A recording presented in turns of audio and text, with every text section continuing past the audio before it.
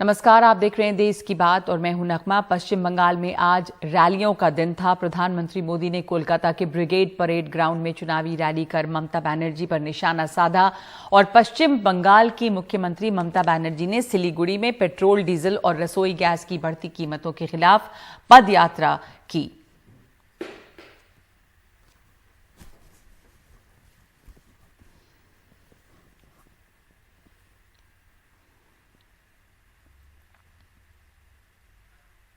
प्रधानमंत्री मोदी ने आज कोलकाता के ब्रिगेड परेड ग्राउंड में रैली कर मुख्यमंत्री पर हमला बोला और कहा कि बंगाल की जनता ने परिवर्तन के लिए ममता दीदी पर भरोसा किया था, लेकिन दीदी और उनके काडर ने जनता का भरोसा तोड़ा है।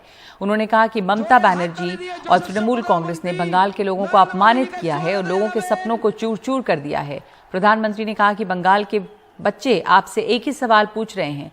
उन्होंने आपको दीदी की भूमिका में चुना था, लेकिन आपने खुद को एक ही भतीजे तक सीमित क्यों कर दिया? बंगाल के लाखों भतीजियों की आशाओं के बजाय आप अपने ही भतीजे की लालच को पूरा करने में क्यों जुट गईं? साथ ही उन्होंने कहा कि अगर ममता दीदी की स्कूटी ने नंदीग्राम में ही गिरना तय किया है तो हम क्या करें? कुछ दिन पहले जब आपने स्कूटी संभाली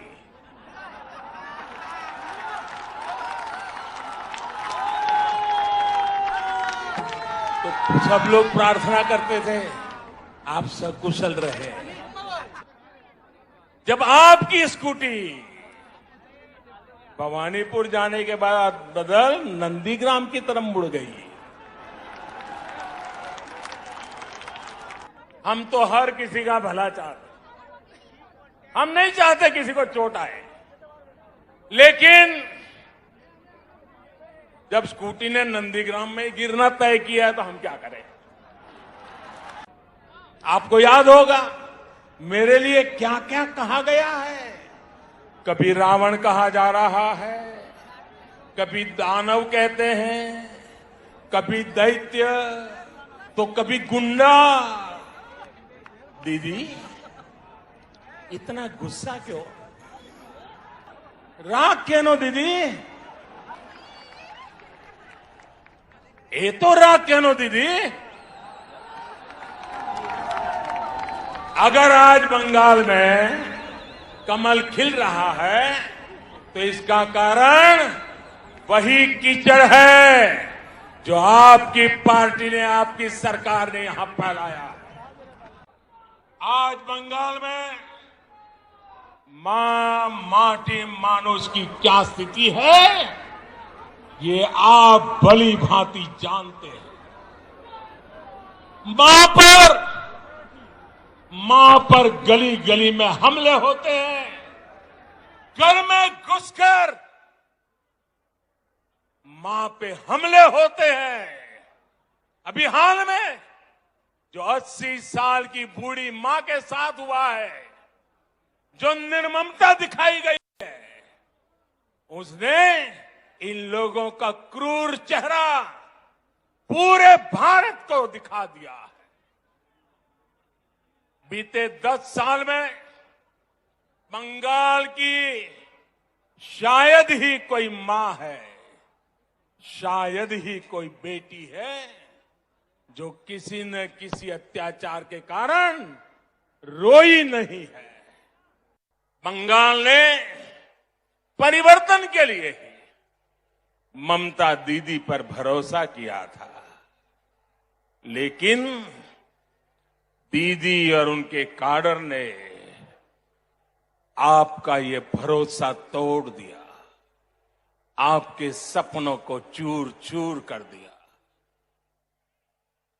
ये वो लोग हैं जिन्होंने बंगाल का विश्वास तोड़ा। इन लोगों ने बंगाल को अपमानित किया, यहां की बहन बेटियों पर अत्याचार किया। आज जो ये जनसागर मौजूद है वो इस उम्मीद की, इस हौसले की जीती जागती तस्वीर है। बांग्ला चाय उन्नति, बांग्ला चाय शांति, बांग्ला चाय प्रगतिशील बांग्ला, बांग्ला चाय सोनार बांग्ला। ब्रिगेड ग्राउंड में आप लोगों की हुंकार, ये हुंकार सुनने के बाद अब किसी को कोई संदेह नहीं रह जाएगा। शायद कुछ लोगों को तो लगता होगा आज 2 मई आ गई है, यहां जो भाजपा की सरकार बनेगी उसकी नीति, उसके निर्णयों में बंगाल के लोगों का हित ये सुप्रीम होगा। और मशहूर अभिनेता मिथुन चक्रवर्ती आज प्रधानमंत्री की रैली से पहले बीजेपी में शामिल हुए और शामिल होने के बाद उन्होंने कहा कि दुनिया के सबसे बड़े लोकतंत्र के प्रधानमंत्री के साथ स्टेज साझा करना जो है वो उनके लिए सपने के सच होने जैसा है। साथ ही कहा कि अगर कोई जनता का हक छीनने की कोशिश करेगा तो मैं बीच में खड़ा हो जाऊंगा। मिथुन चक्रवर्ती इससे पहले तृणमूल कांग्रेस के राज्यसभा सांसद रह चुके हैं।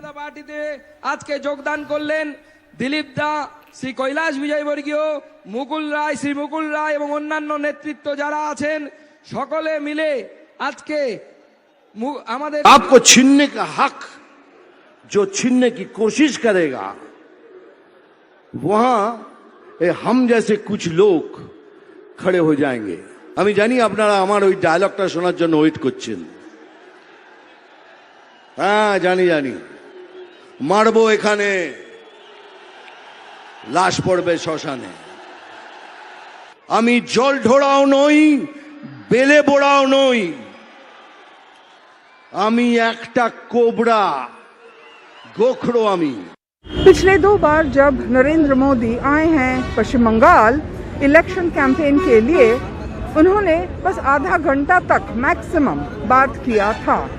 इस बार 1 घंटा से ऊपर प्रधानमंत्री नरेंद्र मोदी ने बात किया ब्रिगेड परेड ग्राउंड पे, जहां पे ऊपर से हेलीकॉप्टर में उड़ते समय उन्होंने लोगों का भीड़ देखा और उनका क्लियरली मन भर गया। नरेंद्र मोदी ममता बनर्जी को 1 घंटा तक अटैक करते रहे। बहुत ही सारे मामले थे जिस पे उन्होंने अटैक किया है ममता बनर्जी को पिछले कई महीनों में, जैसे आयुष्मान भारत वो नहीं लगाने देती यहाँ पे, या किसान सम्मान। पर इस बार उन्होंने सीधा सीधा तृणमूल का स्लोगन खेला हबे लेकर ममता बनर्जी पर अपना आक्रोश जताया। उन्होंने कहा खेला हबे, तृणमूल अच्छे खिलाड़ी हैं, उन्होंने खेला है लोगों के जीवन के साथ, लेकिन और नहीं, अब खेल खत्म होने वाला है। ममता बनर्जी का स्कूटर पे चढ़ने के पर भी प्रधानमंत्री ने टिप्पणी किया। उन्होंने कहा कि ममता दीदी वो भवानीपुर से घूम के नंदीग्राम जा रही हैं स्कूटर पर, गिर न जाएं, हम नहीं चाहते हैं कि किसी को भी चोट लगे। स्कूटर पर ममता बनर्जी प्रतिवाद कर रही थी पेट्रोल डीजल के दामों के बारे में। उस बारे में प्रधानमंत्री ने कुछ नहीं कहा, लेकिन ये जो बात है कि ममता बनर्जी भवानीपुर की सीट छोड़ के नंदीग्राम जा रही हैं, उस पर टिप्पणी करने से प्रधानमंत्री नहीं चुके। और बाकी रहा भतीजा के बारे में भी प्रधानमंत्री पिछले कुछ कैंपेन्स में भी उन्होंने इस बारे में बात किया है। आज भी भतीजे पर उन्होंने टिप्पणी की और कहा ममता बनर्जी बस एक ही पश्चिम बंगाल में एक ही आदमी का भला विकास कर रही थी और वो है अपना भतीजा का। 1 घंटा तक प्रधानमंत्री का ममता बनर्जी पर आक्रमण, साथ साथ सिलीगुड़ी में ममता बनर्जी का पदयात्रा। उन्होंने पदयात्रा किया डीजल, पेट्रोल और गैस के चढ़ते दामों पर। उस बारे में प्रधानमंत्री ने 1 घंटे में एक भी शब्द खर्च नहीं किया। जिनी शंकर के साथ मोनिदीपा बनर्जी, NDTV इंडिया। पश्चिम बंगाल के सिलीगुड़ी में ममता बनर्जी ने आज पदयात्रा की और उस पदयात्रा के दौरान पेट्रोल, डीजल, रसोई गैस की बढ़ती हुई कीमतों के खिलाफ उन्होंने केंद्र सरकार पर हमला बोला। इस दौरान ममता बनर्जी ने कहा कि मोदी सरकार रसोई गैस के दाम बढ़ाकर लोगों को लूट रही है और इसकी सबसे ज्यादा मार महिलाओं पर पड़ी है। साथ ही सोनार बांग्ला बनाने का दावा करने वाले सारी सरकारी संपत्तियों को बेचते जा रहे हैं, ऐसा भी ममता ने केंद्र सरकार पर आरोप लगाया। उन्होंने पीएम मोदी और अमित शाह पर निशाना साधकर कहा कि देश एक ही सिंडिकेट को जानता है, वो हैं प्रधानमंत्री मोदी और अमित शाह।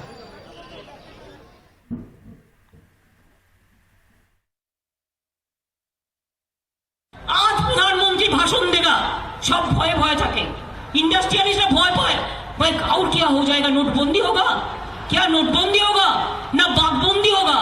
নোটবন্দিও করে দিয়েছে, বাঘবন্দিও করে দিয়েছে, সব বিক্রি করে দিয়েছে কোটি কোটি টাকায়। ইতিহাস তো আর বলি না, ইতিহাস ভুল যদি শুরু করি না, মোদি বাবু আপনাদের সিন্ডিকেটকে আমি ইঞ্চিতে ইঞ্চিতে একটু শেখাবো কাকে বলে। पश्चिम बंगाल के चुनावी दंगल में दोनों तरफ से आक्रामक भाषण। प्रधानमंत्री नरेंद्र मोदी कलकत्ता के ब्रिगेड परेड ग्राउंड्स पर और ममता बनर्जी पश्चिम बंगाल के मुख्यमंत्री यहां सिलीगुड़ी में जो दार्जिलिंग मोड़ है वहां से यहां वीनस मोड़ तक एक महिलाओं का पदयात्रा। गैस, पेट्रोल, डीजल के दाम का बढ़ने के खिलाफ ममता बनर्जी का ये पदयात्रा प्रधानमंत्री को टक्कर देने के लिए था। जहां प्रधानमंत्री ने आरोप लगाया तृणमूल पर तोलाबाजी और सिंडिकेट का और लूट तंत्र का, ममता बनर्जी ने जवाब दिया। उन्होंने कहा कि तोलाबाज तो बीजेपी का सरकार है क्योंकि जो नेशनल एसेट्स है वो बेच के पैसा बना रहा है। और दूसरी ओर उन्होंने ये भी कहा कि देश सिर्फ एक ही सिंडिकेट को पहचानते हैं, अमित शाह और नरेंद्र मोदी। कांग्रेस महासचिव प्रियंका गांधी आज उत्तर प्रदेश के मेरठ में किसान महापंचायत में शामिल हुई। इस दौरान उन्होंने प्रधानमंत्री पर किसानों का अपमान करने का आरोप लगाया और कहा कि अपने हक की आवाज उठाने पर किसानों को पीटा जाता है। जब राहुल गांधी ने शहीद किसानों के लिए संसद में मौन रखा तो बीजेपी का कोई सांसद खड़ा नहीं हुआ। साथ ही कहा कि किसान वोट की राजनीति के लिए नहीं है, वो इस देश की आत्मा है।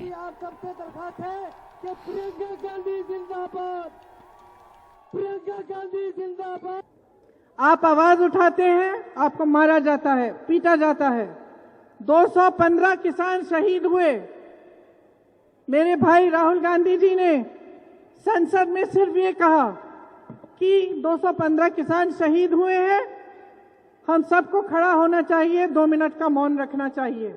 आपको मालूम है कि इस सरकार का एक भी सांसद खड़ा नहीं हुआ, बैठा रहा, हंसे वो। बाकी विपक्षी दलों के सारे नेता खड़े हुए, मौन रहे 2 मिनट के लिए। क्यों? क्योंकि आपका आदर करते हैं। जब जब आपको दुख होगा हम आपके पास आएंगे। जब जब आप संघर्ष करेंगे तो हम आपके साथ संघर्ष करेंगे। क्योंकि हमारे लिए ये वोट की राजनीति नहीं है। हम कर्जदार हैं आपके, ये पूरा देश कर्जदार है आपका। आप देश के अन्नदाता हो, इस देश की आत्मा हो।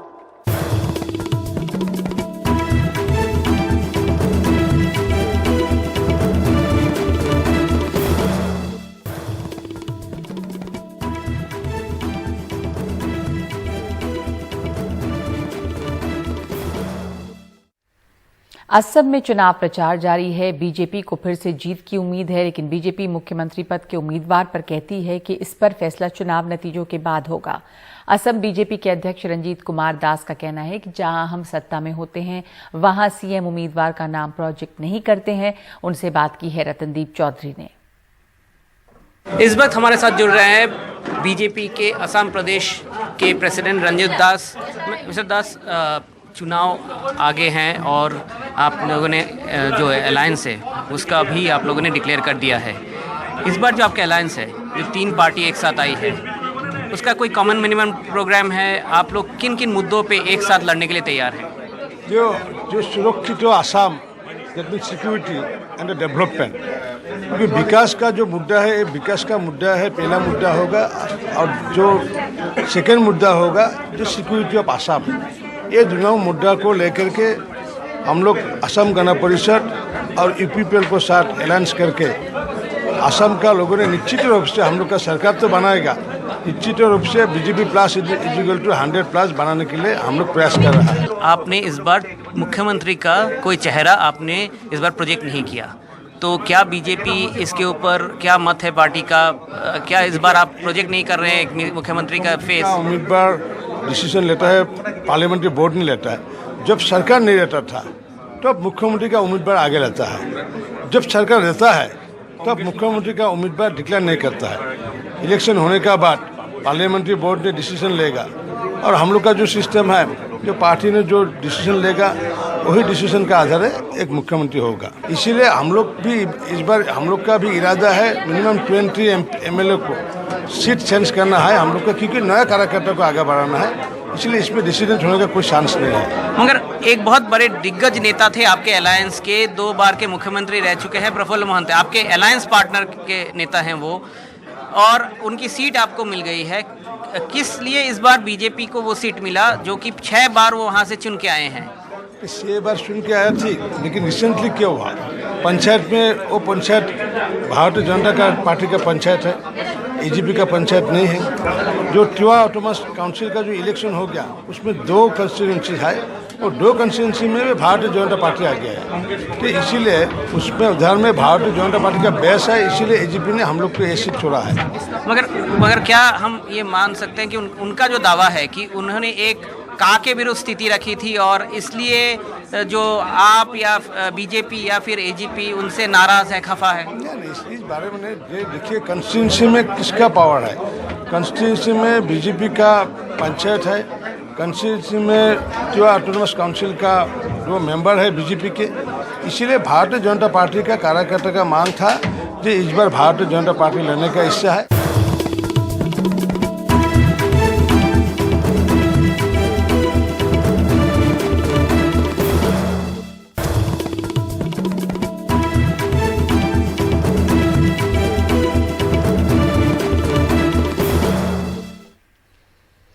केंद्रीय मंत्री और बेगूसराय के बीजेपी सांसद गिरिराज सिंह ने एक बार फिर से एक विवादित बयान दिया है। बेगूसराय में एक कार्यक्रम के दौरान गिरिराज सिंह ने कहा कि जो अधिकारी ठीक से काम नहीं करता है उसे सर पर दोनों हाथ से लाठी मारो।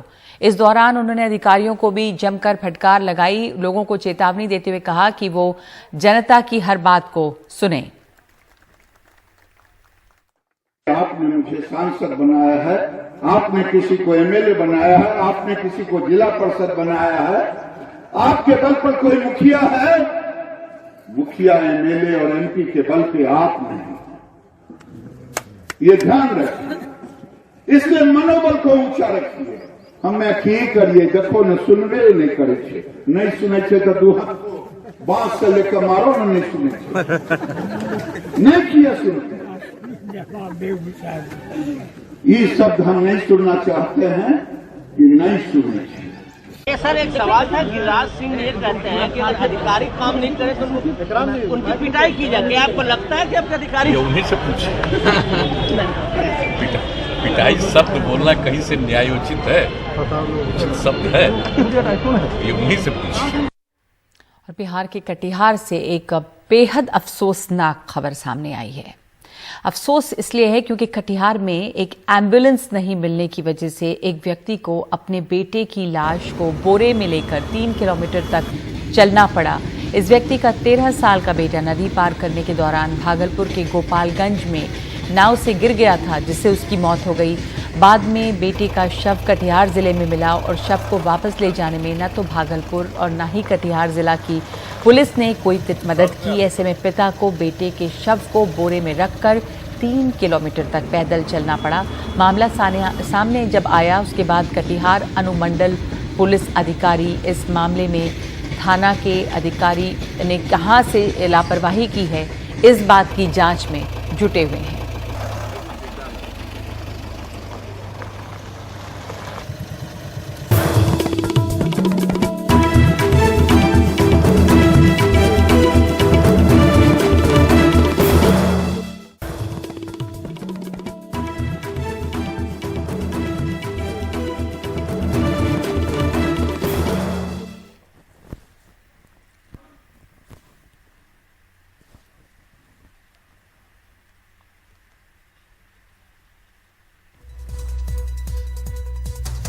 दिल्ली सिख गुरुद्वारा प्रबंधन कमेटी की तरफ से दिल्ली के बांग्ला साहिब गुरुद्वारे में गुरु Harkishan kidney and dialysis centre की शुरुआत की गई है और ये दावा किया जा रहा है कि ये देश का सबसे बड़ा किडनी और डायलिसिस हॉस्पिटल है जहां पर इलाज एकदम फ्री होगा। दिल्ली के सराय काले खां रोड पर गुरु Harkishan kidney and dialysis centre की शुरुआत हो गई है। दावा है कि किडनी के डायलिसिस का देश का ये सबसे बड़ा अस्पताल है। अभी कुल यहाँ 101 बेड हैं। देखिए ये 101 मशीन है, 101 बेड हैं और ये बिल्कुल आपने ठीक कहा, इंडिया लार्जेस्ट है। आप ये देखिए वर्ल्ड क्लास इंफ्रास्ट्रक्चर है, वर्ल्ड के बेस्ट हॉस्पिटल वाला इंफ्रास्ट्रक्चर है और एक भी रुपया नहीं, टोटली फ्री है। अच्छा, इसके अंदर बिलिंग काउंटर ही नहीं है। इलाज के साथ साथ यहाँ दवाइयाँ और डायलिसिस का सामान भी मुफ्त मिलेगा। अभी 101 बेड हैं जिनकी संख्या एक साल में 1000 कर दी जाएगी। इस अस्पताल में इलाज 9 मार्च से शुरू होगा। अस्पताल में मरीजों के लिए अलग अलग कमरे भी हैं। ये अस्पताल 6 महीने में बनकर तैयार हुआ है। डॉक्टरों के मुताबिक 24 घंटे अस्पताल खुला रहेगा। एक शिफ्ट में करीब 8 डॉक्टर होंगे। 24 घंटे में करीब 500 मरीजों का इलाज हो सकता है। See, this is 101 bedded dialysis center. We can take up. इस डायलिसिस सेंटर में 101 बेड हैं। हम रोज 500 लोगों का डायलिसिस कर सकते हैं। हमारी शिफ्ट 8 घंटे की होगी। हर टीम में 6 से 7 डॉक्टर होंगे। Every team will have 6 to 7 doctors to manage the patients. इस अस्पताल के खुलने से लोग काफी खुश हैं। इतने सालों में किसी ने भी इतना बड़ा काम नहीं किया जो इन्होंने, क्योंकि ये फ्री सेवा है ना, गरीबों के लिए तो बहुत अच्छा ये उपराला किया गया है। और हम कहते हैं भगवान इनको चढ़ती कला में रखे और ऐसे सारा हॉस्पिटल बनता है। सारी टीम ने मिलकर ये जो उपराला किया है इसके मुकाबले कोई भी काम बड़ा नहीं है। गरीब लोगों की सेवा का काम है, फ्री डायलिसिस होगा। एक तरफ जहां दूसरे अस्पतालों में किडनी डायलिसिस के लिए हजारों रुपए खर्च करने पड़ते हैं, वहीं सेवा भाव के साथ यहाँ ये सुविधा फ्री होने से गरीबों और आम लोगों को राहत मिलेगी। नई दिल्ली से कैमरामैन गौरी प्रसाद के साथ मुकेश सिंह, एनडीटीवी इंडिया। तो कहा जा रहा है कि देश का सबसे बड़ा किडनी और डायलिसिस सेंटर है जहां पर बिलिंग काउंटर है ही नहीं, यानी कि इलाज एकदम मुफ्त है। तो इससे लोगों को काफी फायदा होने की उम्मीद है। इस वक्त देश की बात में इतना ही।